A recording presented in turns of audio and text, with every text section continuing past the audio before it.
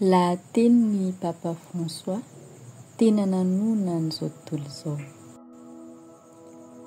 Na inona finoana misy antsika, jereo ny fomba nanoratan'ny Papa François tsara ny momba ny fianakaviana. Ny fianakaviana dia toeran'ny famelan-keloka. Tsy misy fianakaviana tonga lafatra. Tsy manana ray aman-dreny tonga lafatra isika. Tsy tonga lafatra ny tenanao. Tsy manambady olona tonga lafatra ianao ary tsy mananjanaka tonga lafatra. Mifampitaraina mandrakariva isika noho ny hafa nefa tsy afaka miara-miaina isika raha mifanditra.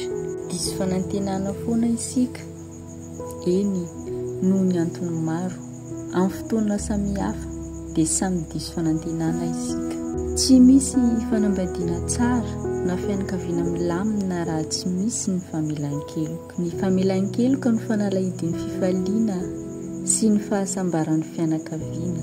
Tena ilaina amin'ny fahasalamantsika ara-pihetsehampo sy ny fahavelomantsika ara-panahy ny famelan-keloka.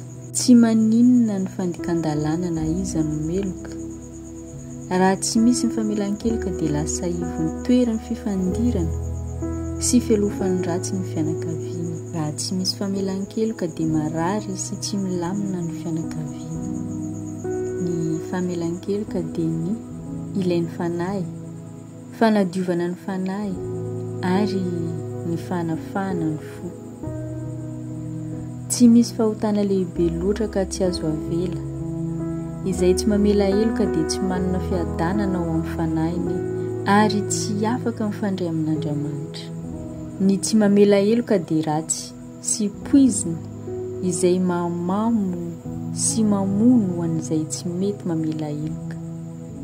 Ny fitazonana ny alahelon'ny tsy famelan-keloka ao am-ponao dia fihetsika manimba-tena.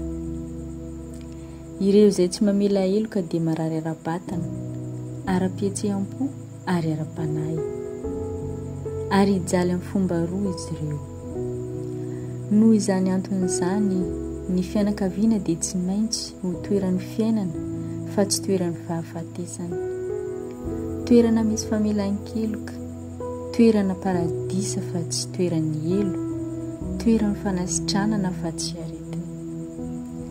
Ny famelan-keloka dia mitondra fifaliana n'ireo izay nitondra alahelo ary fanasitranana n'ireo izay nahatonga ny alahelo.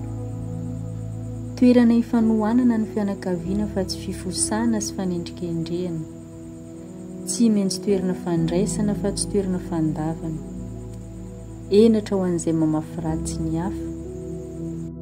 Mpianakavy isika fa tsy mpifahavalo. Nalaina tao amin'ny pejin'ny Katolika Info.